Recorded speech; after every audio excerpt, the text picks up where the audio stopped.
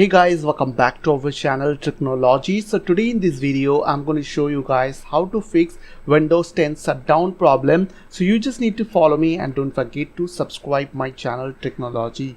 So I'm going to show you guys two methods by which you can fix this issue. So the first method is you have to go to your start menu and after that type over there power plan.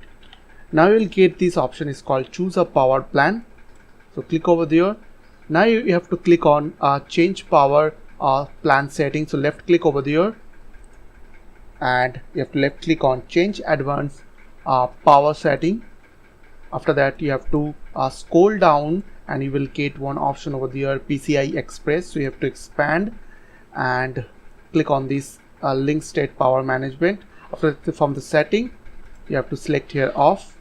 So now click on apply and then OK. Now the next method is you have to go to your start menu and type over there CMD. Now right click on command prompt and click on run as administrator. After that click on yes. Now I have to put this command over there. So I will give you this command on my video description, which is powercfg space -h space off. After that press enter from your keyboard. So now you're done. So I hope this small video will really help for you, and please don't forget to click on the subscribe button, like button and share button, and if you have any queries or question then comments down below.